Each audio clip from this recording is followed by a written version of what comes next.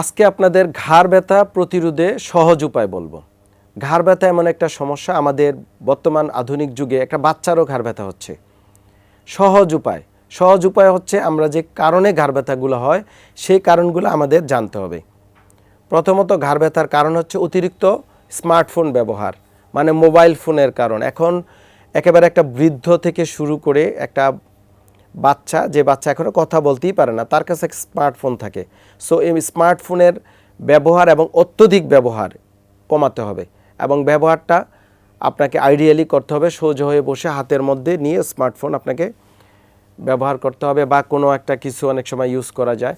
তবে পেশাগত কারণ, যেমন যাদের কম্পিউটারের প্রয়োজন, ল্যাপটপ প্রয়োজন, তারা অবশ্যই স্মার্টফোনে কাজটা করা যাবে না। এবং যারা দীর্ঘমেয়াদী আপনার পেশাগত কম্পিউটার প্রয়োজন, তারা ল্যাপটপ ব্যবহার করবেন না, আপনারা ডেস্কটপ ব্যবহার করবেন।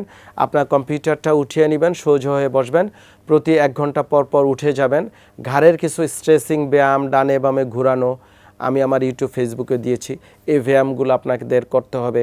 পাতলা বালিশে ঘুমাবেন, অনেকে উঁচু শক্ত বালিশে ঘুমায়, অনেকে রেলিংয়ে ঘুমায়, অনেকে ব্যাড পশ্চারে ঘুমায়।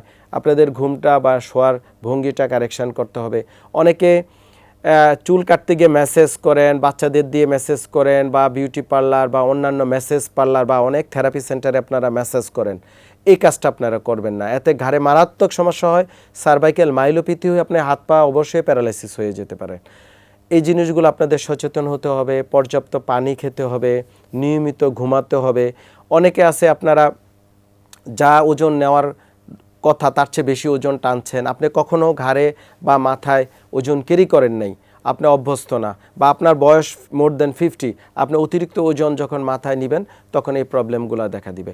এই সচেতনতা, বেসিক জিনিসগুলো আমাদের দরকার।